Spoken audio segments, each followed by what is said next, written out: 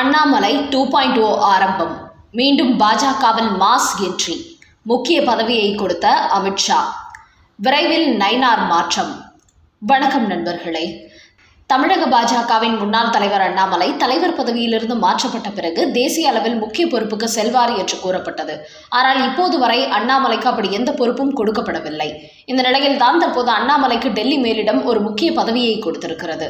அதாவது தமிழகத்தில் பாஜக கூட்டணியை வலுப்படுத்த வேண்டும், அதிமுகவை ஒன்றிணைக்க வேண்டும் என்கிற அசைன்மெண்ட்களை நயினார் நாகேந்திரனுக்கு கொடுத்திருந்தார்கள்.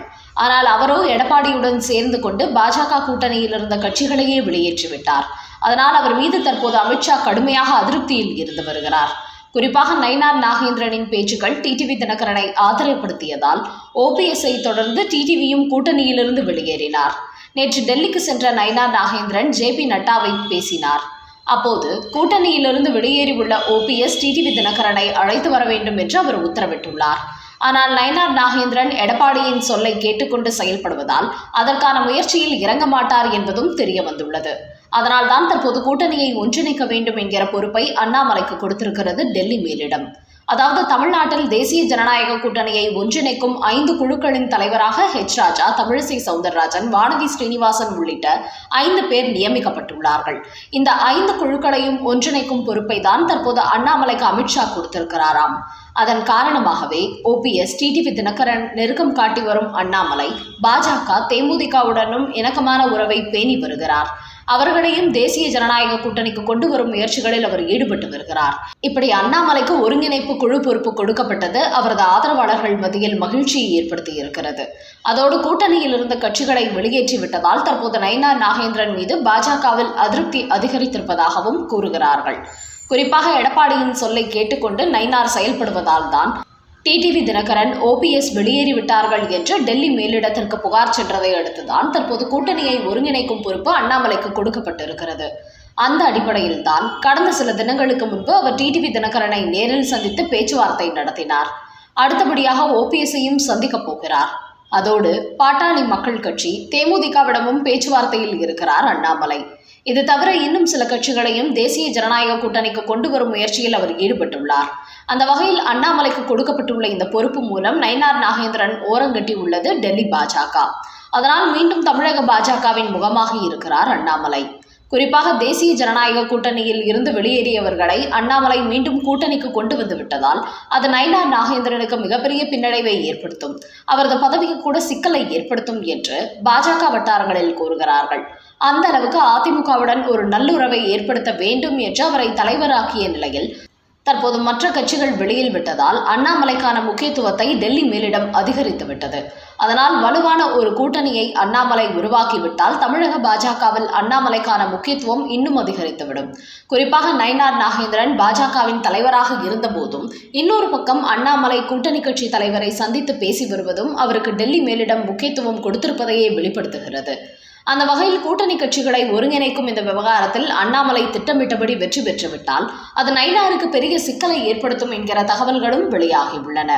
அதனால் சட்டமன்ற தேர்தலுக்கு பிறகு மீண்டும் அண்ணாமலை தமிழக பாஜகவில் தலைவராவதற்கு வாய்ப்பு இருப்பதாகவும் அவரது ஆதரவாளர்கள் கூறுகிறார்கள். அடுத்த செய்தி, வருமான வரி விவகாரம். விஜய் பக்கம் திரும்பிய திமுக. தற்போது நடிகர் விஜய் திமுகவுக்கு எதிராக கடுமையான பிரச்சாரங்களை முன்னெடுத்து வருகிறார்.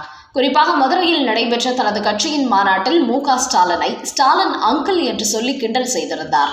இப்படி வந்த வேகத்திலேயே அட்டாக் செய்து வருவதால் திமுகவும் விஜய்க்கு எதிராக திரைமறைவு வேலைகளை எல்லாம் செய்து வருகிறது.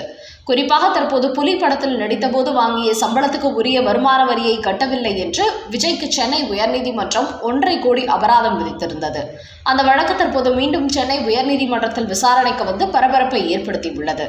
அதனால் இந்த விவகாரத்தை திமுக கையில் எடுத்திருக்கிறது. அதாவது நீதி நேர்மை என்று பேசும் விஜய் தான் வாங்கிய சம்பளத்துக்கு உரிய வருமான வரி கட்டவில்லை, அதோடு மேடைகளில் தான் பிரச்சாரம் செய்யும் போது 200 கோடி ரூபாய் சம்பளத்தை விட்டுவிட்டு வந்திருக்கிறேன், எனக்கு ஏன் பணம், நான் சொந்தமாக சம்பாதித்தவன், மார்க்கெட்டின் உச்சத்தில் இருக்கும் போதே அரசியலுக்கு வந்திருக்கிறேன், இங்கு இருக்கும் சிலரை போன்று ஏமாற்றி பிழைக்கவில்லை, அப்படி சம்பாதிக்கும் உங்களுக்கு இவ்வளவு இருக்கும் போது நேர்மையாக சம்பாதிக்கும் எனக்கு எவ்வளவு இருக்கும் என்று கடுமையான வார்த்தைகளை எல்லாம் திமுகவுக்கு எதிராக வெளியிட்டு வருகிறார் விஜய். அதன் காரணமாகவே இப்போது தான் வாங்கிய சம்பளத்துக்கே உரிய வருமான வரி அவர் கட்டவில்லை என்கிற இந்த விவகாரத்தை கையில் எடுத்து விஜய்க்கு எதிரான பரப்புரையில் ஈடுபட்டுள்ளது திமுக. குறிப்பாக திமுகவை ஊழல் கட்சி என்று கூறும் விஜய் சம்பளத்துக்கு உரிய வருமான வரி கட்டாமல் அரசாங்கத்தை ஏமாற்றியிருக்கிறார். அப்படிப்பட்ட இவர் மற்றவர்களை பற்றி எப்படி பேசலாம்? இவருக்கு திமுகவை விமர்சிப்பதற்கு என்ன அருகதை உள்ளது என்று தங்களது ஐடி விங் மூலம் விஜய் குறித்து கடுமையான விமர்சனம் செய்வதற்கு தயாராகிவிட்டார்கள். இது மட்டுமின்றி கடந்த காலங்களில் விஜய் இன்னும் எந்தெந்த வகையில் எல்லாம் அரசாங்கத்தை ஏமாற்றி உள்ளார் என்பது குறித்த ஆதாரங்களையும் திமுக தரப்பு வெளியில் கொண்டு வர திட்டமிட்டுள்ளார்களாம். அதனால் திமுக குடும்பத்தை கடுமையாக விமர்சித்து வரும் விஜய்க்கு நீதிமன்றம் 1.5 கோடி அபராதம் விதித்துள்ள இந்த விவகாரம் புதிய சிக்கலை ஏற்படுத்தியிருக்கிறது. அடுத்த செய்தி, மீண்டும் பாஜக கூட்டணியா? அண்ணாமலையின் கோரிக்கை குறித்து டிடிவி தினகரன் பதில். கடந்த மக்களவைத் தேர்தலில் பாஜக கூட்டணியில் இடம்பெற்றிருந்த டிடிவி தினகரன் இப்போது சட்டமன்ற தேர்தலில் ஒட்டி அதிமுகவும் பாஜகவும் கூட்டணி அமைத்துள்ள நிலையில் திடீரென்று தேசிய ஜனநாயக கூட்டணியிலிருந்து வெளியேறுவதாக அறிவித்தார். எடப்பாடி பழனிசாமி ஒரு துரோகி, அதனால் அவரை முதலமைச்சர் வேட்பாளராக்க நாங்கள் தேசிய ஜனநாயக கூட்டணியில் இடம்பெற மாட்டோம் என்று கூறியிருந்தார். இந்த நிலையில்தான் கடந்த 2 தினங்களுக்கு முன்பு டிடிவி தினகரனை சென்னையில் உள்ள அவரது இல்லத்தில் பாஜகவின் முன்னாள் தலைவர் அண்ணாமலை சந்தித்து பேச்சுவார்த்தை நடத்தினார். அப்போது தேசிய ஜனநாயக கூட்டணியிலிருந்து விலகிய முடிவை மறுபரிசீலனை செய்ய வேண்டும் என்று அவர் கோரிக்கை வைத்தார். இதையடுத்து மீண்டும் டிடிவி தினகரன் தேசிய ஜனநாயக கூட்டணிக்கு வந்து விடுவாரோ என்கிற எதிர்பார்ப்புகள் எழுந்தது. இந்த நிலையில் இன்று மீடியாக்களை சந்தித்த அவர் அதை மறுத்துள்ளார். அவர் கூறுகையில், அண்ணாமலை மாநில தலைவராக இருந்தபோதுதான் எங்களை பாஜக கூட்டணிக்கு கொண்டு வந்தார். அதனால் அந்த கூட்டணியில் இருந்து நாங்கள் விலகிய போது அண்ணாமலையிடத்தில் இது குறித்து கூறினேன். அப்போது அவர் அவசரப்பட வேண்டாம் என்று கேட்டுக்கொண்டார். அதற்கு அவரிடத்தில், எடப்பாடி பழனிசாமி முதல்வர் வேட்பாளராக இருக்கக்கூடாது என்பதில் நாங்கள் உறுதியாக இருக்கிறோம். அதனால் தேசிய ஜனநாயக கூட்டணியில் இணைவது குறித்து மறுபரிசீலனை செய்வதற்கு வாய்ப்பில்லை.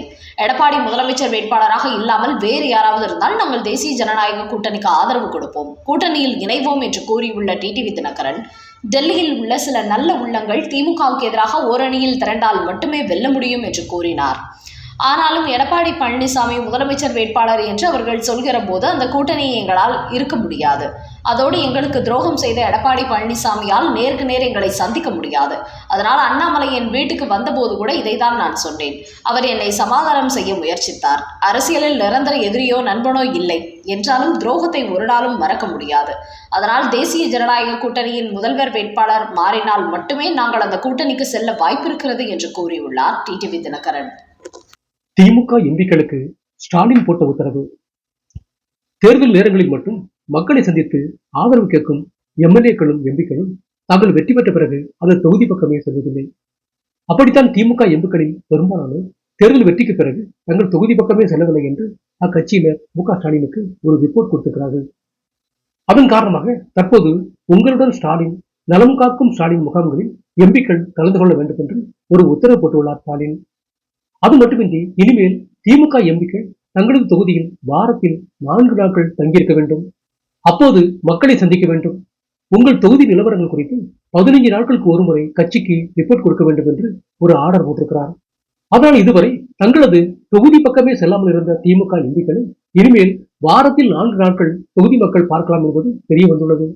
குறிப்பாக தேர்தல் நேரத்தில் மட்டும் தொகுதி பக்கம் வரும் திமுகவினர் அதன் பிறகு அந்த ஏரியா பக்கமே தலை காட்டுவதில்லை என்று பொதுமக்கள் மத்தியில் புகார் இருந்து வருவதால் தான் மு.க. ஸ்டாலின் இப்படி ஒரு உத்தரவு போட்டிருப்பதாகவும் திமுக வட்டாரங்களில் கூறுகிறார்கள்.